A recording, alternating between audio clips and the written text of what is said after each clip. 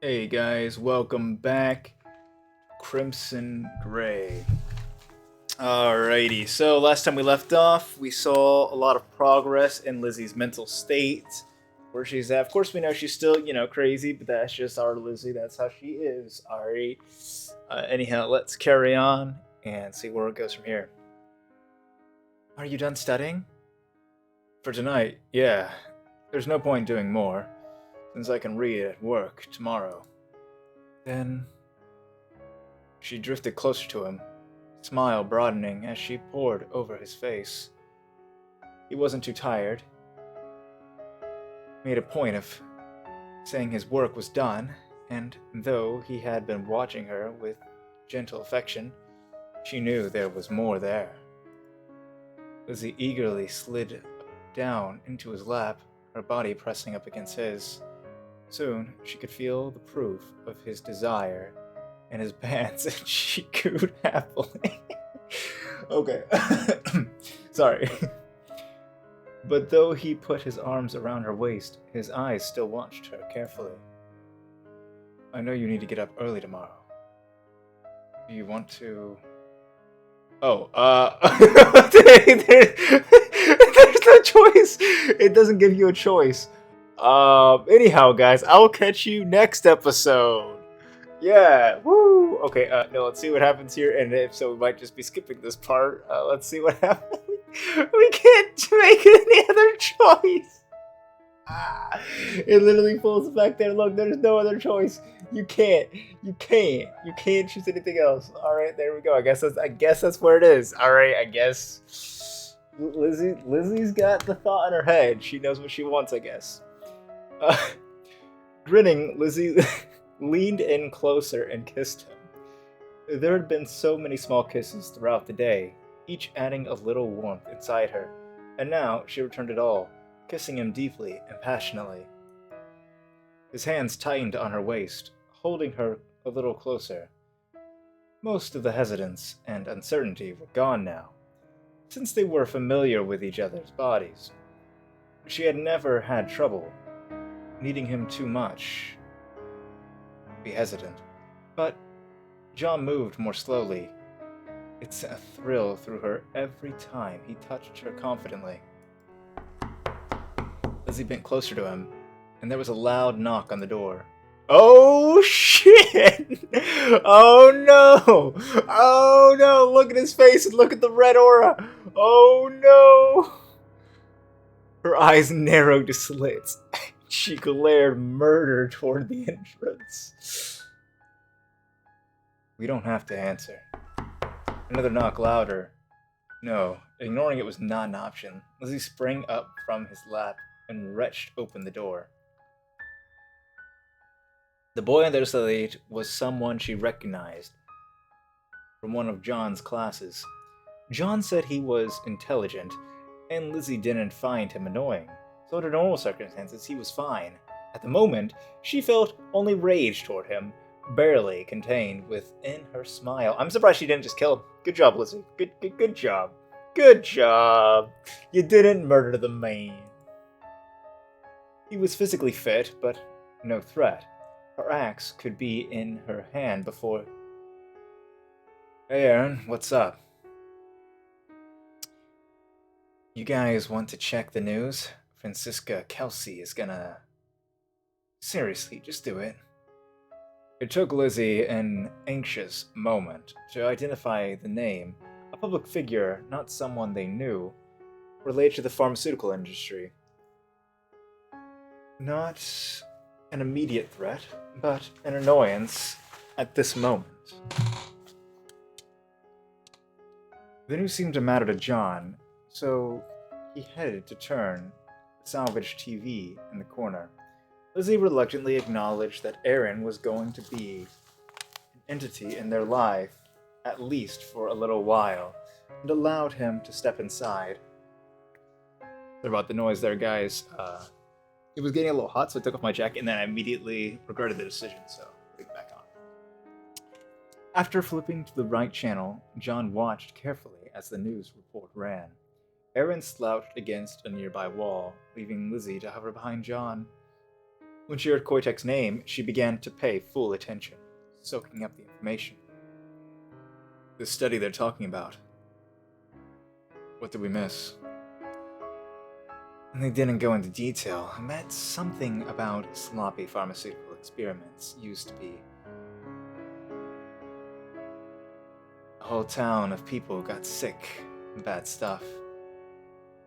Lizzie's heart began beating rapidly. Was it possible that the report mentioned her? No, not her specifically. There were privacy concerns, but it might have referenced her experiment. Lizzie's fingers began twitching at her sides, which drew John's attention. He frowned a little, then returned to Aaron. How many cases did they talk about? Anything involving specific individuals? Just general information that I heard. Why? Exactly the question that Lizzie had been afraid of. But John didn't seem disturbed. I used to be part of a Paxitine trial that didn't go well. At least for me. I was wondering if it got mentioned. Oh. Is that how you got clued in into all this? Behind them, Lizzie let her fingers slowly relax. John had been thinking of her. Hadn't exposed her to any unnecessary attention. Of course he would.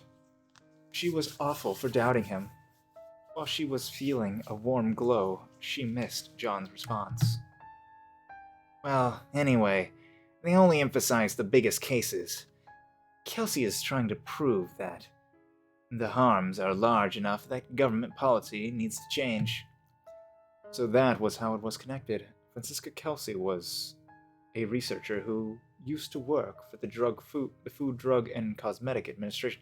You know, that's kind of, I mean, I get why they're connected, food, drug, and cosmetics, but food and drug and then cosmetics seems like kind of far off. I guess it's because some cosmetics are also like, poison or can have like ingredients that can cause a lot of damage.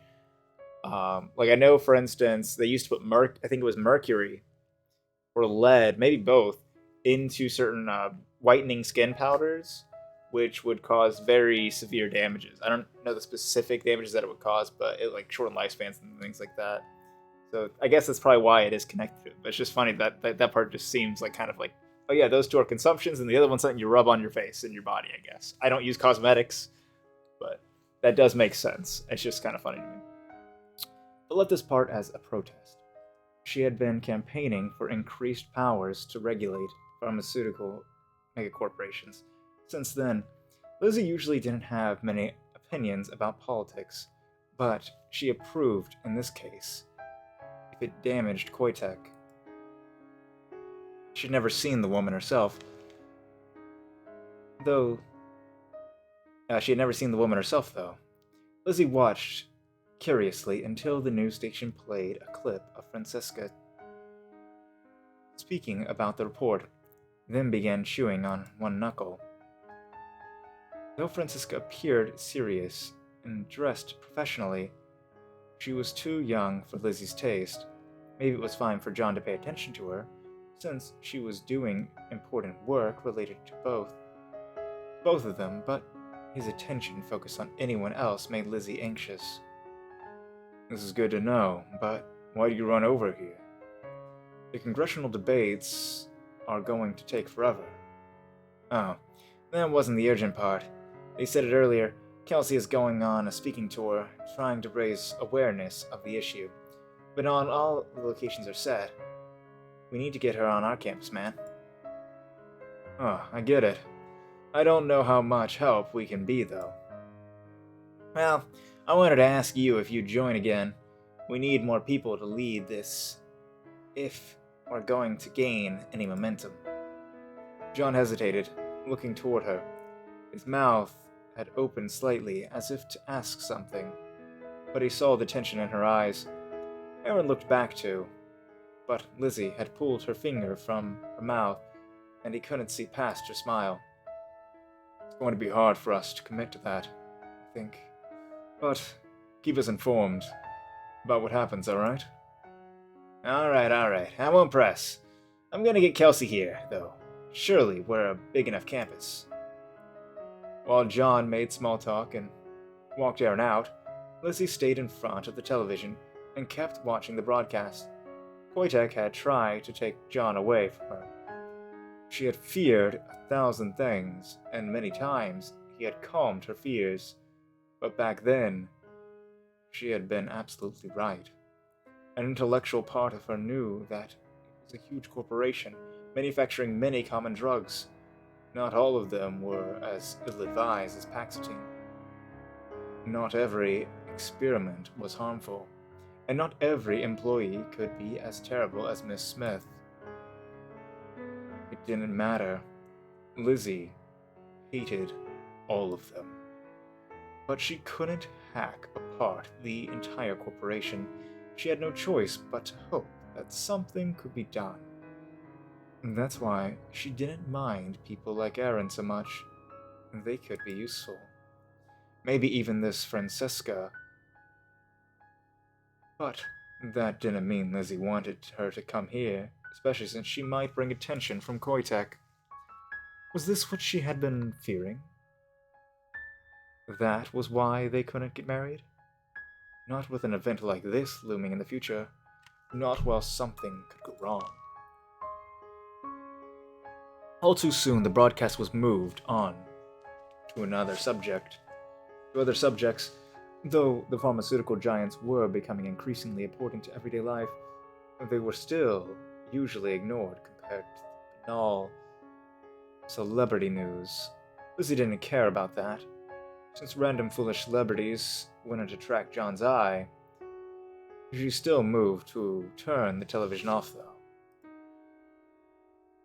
When she turned back, she discovered John watching her with concern. She had been aware that Aaron had left, of course, but that was the periphery of her thoughts. Only now did she reflect on the amount of time that had passed. Are you worried about it? I'm just afraid something will happen. Koitek will be watching. So, I mean, we've seen from the previous episode that Koitek is more than just a pharmaceutical company. At least as long as that part wasn't imagined, like where they went after them. So we can pretty much imagine, what's going on and what they're trying to do. But I think this also does kind of mirror the whole thing about, like, real life, what the pharmaceutical companies do and the insurance companies and, like, all the stuff that goes on with the lobbyists and the government and all that stuff, which I'm not going to get too into.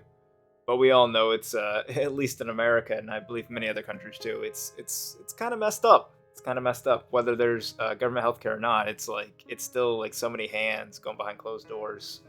Anyhow, sorry, it's off topic, but yeah, too much.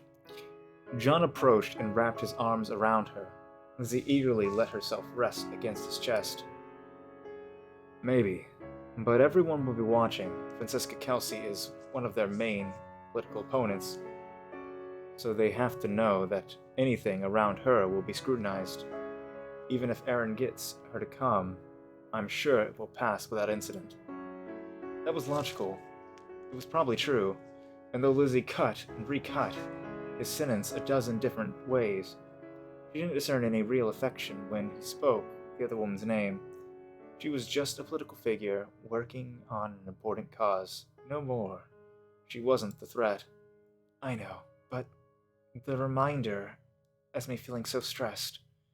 I understand. Let's just get some sleep, okay? Too late. Lizzie realized that she had worked against herself. Though she felt anxious and twitchy now, if he had initiated again, she would have happily welcomed it.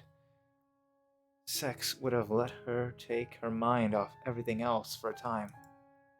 But now, he would just worry that she was only doing it for him, for his sake. And as much as she tried to convince him otherwise, it might trouble him, and that always made things less enjoyable. Accepting the way things had gone, Lizzie smiled warmly at him and pulled them both towards the bedroom. Please hold me until I fall asleep. As they lay together, Lizzie curled up against his side. She began to feel calm again. Being near him always generated a deep warmth within her, and just lying in his cold arms like this was peaceful bliss. Maybe John had been right not to have sex that night. Her love for him was deathless. But she wasn't as perfect as he deserved. Sometimes her mind wouldn't cooperate, or her past got in the way. What she needed most now was to lie here with him, together. For her, it was just another glorious element of their life together. And as John stroked her hair affectionately, she reminded herself that he was happy, just to be like this as well. Smiling, Lizzie drifted to sleep. Which, with. Oh, oops. I don't want to go too far off. Okay. So I think that's a perfect place to actually end the episode. Not all the episodes will be evenly paced. I do go for that 20 minutes a lot, but I think as long as it's over 10, we'll be fine with that. Unless it's like, like the end episode, like the last game. Anyhow, I think we saw an interesting piece here. Luckily, it didn't go into anything, so I don't even have to cut anything out here. There were some dicey subjects, but I already marked my videos for adults anyways. So hopefully there's no one under 18 watching these videos. If they are, you guys saw nothing. You heard nothing. You weren't here. What are you talking about? You're 18, right? Probably. All right. Anyhow, guys, it was awesome doing another one, and I look forward to doing more with you and also other kinds of content.